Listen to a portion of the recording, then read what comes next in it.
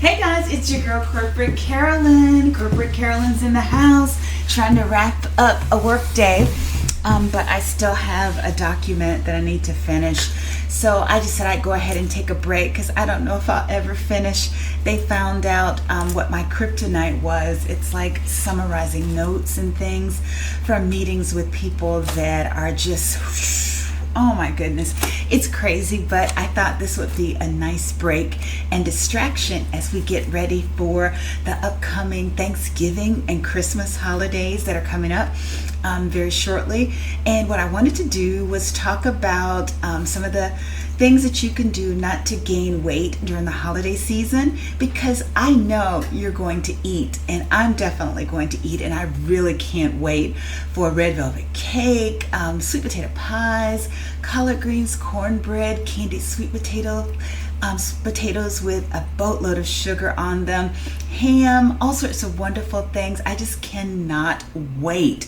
However, I don't want to gain any weight, and I'm sure you don't want to either. A lot of people gain weight during the holidays, and so I wanted to stop by with a few tips on the best ways not to gain weight during the holiday season, with Thanksgiving being the next one on your radar. Okay, number one, this is what I've done for many, many years as I've gone to my mother-in-law's house, with my kids. We don't go hungry. Like, even if we have to eat a small meal, because I would cook a full Thanksgiving dinner at my house, even though we were going to someone else's house.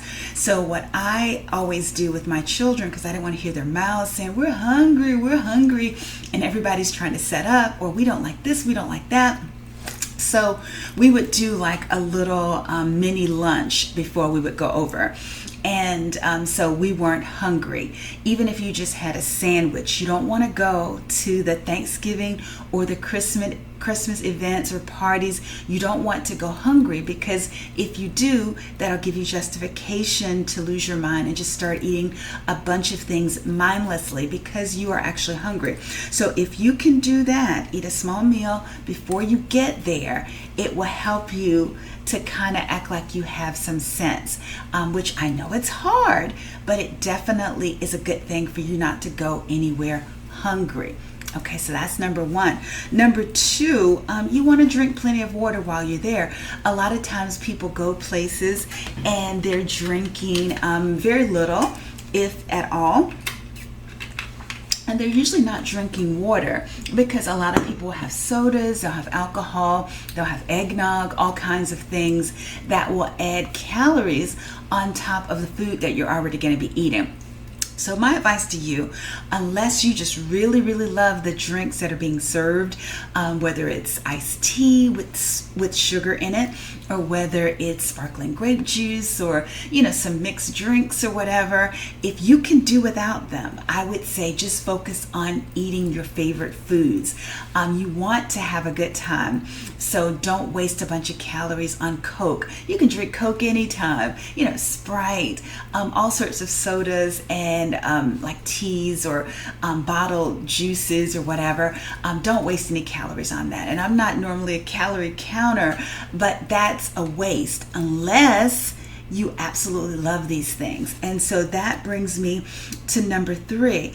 My thing is, I only eat what I love. Like, a lot of people are sitting around there eating, they have a plate full of things, and then you say, how is it? Is it good? And they say, it's all right. Well, then why are you eating it if it's just all right? I don't eat anything that's just all right. One, because I'm not starving when I got there, so I'm not eating it as a justification.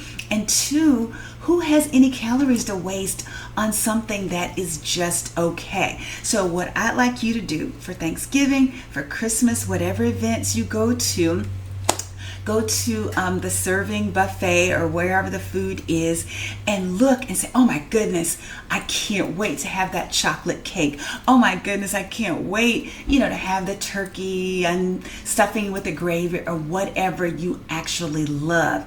That will cut down on a lot of unnecessary calories that people tend to eat without even thinking, because you're not hungry.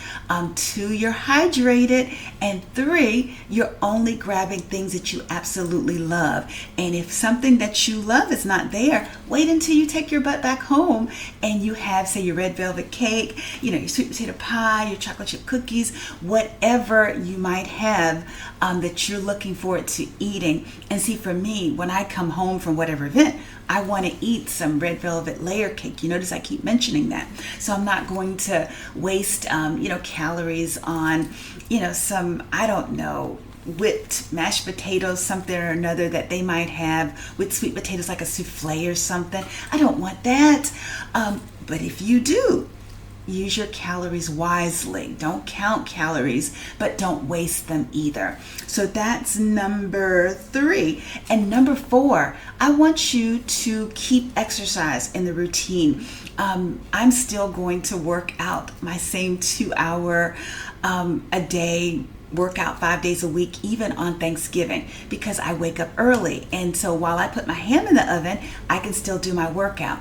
I don't think you have a screw loose like I do, so you don't really have to do that. But what I do want you to do is find ways to incorporate exercise, even if it's, a walk after dinner, a walk before you go to the event. A lot of times on Thanksgiving, our family will go to the basketball court and, like shoot some hoops, like play a little, game of horse or something, which involves a walk, to and from. So, however you do it, you got to get exercise in, and especially when you travel too. Just recently I was traveling, and so I added some things because there was no treadmill where I was, no exercise bike, no place for me to conveniently watch my YouTube video that I like to watch on Move with Nicole, with her 30-minute power Pilates workout that I do 5 days a week. But what I did do, I found some exercises from briefly skimming Instagram and YouTube over the last few months, and I found some things that might be good for you. So give me a minute and I'll be right back, and I'm going to embarrass myself and show you these things. Normally I don't show exercises because normally I'm on an exercise bike. I'm doing physical therapy exercises in the morning around 5:30, 5:45, something like that. I'm in no shape for anybody to see anything, and then I'm on the treadmill, then I'm watching the YouTube video. So all of that stuff is not things that I can share with you guys easily. So, but these are things that I've been just incorporating into the day that I also put into my little routine before I get on the treadmill. But I thought I would share it with you because you don't even have to have your workout clothes on. I know we can think of so many excuses that keep us from working out, but even when I had kids, I still have kids, but when they were in high school and things, like if I wanted to quiz somebody on a test, I would get on the treadmill in my workout clothes and I would talk to them while I'm just walking in my sneakers, a dress, a skirt, or whatever. Because if you make up that reason, I gotta go find workout clothes, I gotta go get changed, a lot of times you won't do it. So I'm all about just doing something. Even if you're not doing a whole lot of sweating,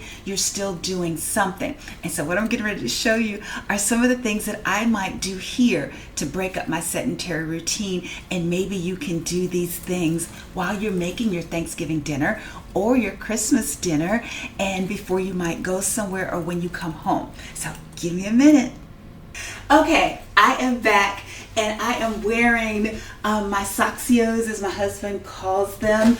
I don't like to walk barefoot in the house. Those shoes that you saw, I only wear those when I'm going out of the house. And so I'm wearing my little flats or whatever. And so any given day, I might pop up from this table, and just to break up the sedentary routine, I run up the stairs a lot to use the restroom. That's one way that I try to incorporate more activity, but especially during the holiday season or when I'm out of town and I can't do my normal routine. There was one exercise, and you guys are going to laugh because I'm going to look so goofy doing this, but this has turned into a wonderful exercise for my inner thighs, like improving the muscle tone and everything. And so I saw this, I think, on Instagram.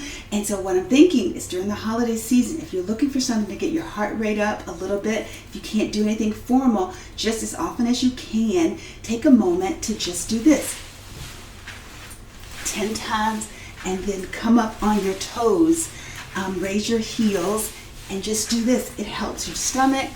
It helps your thighs. I think it might even help your glutes. And then just do 10 whenever you get an opportunity to do that. And then it'll boost your heart rate.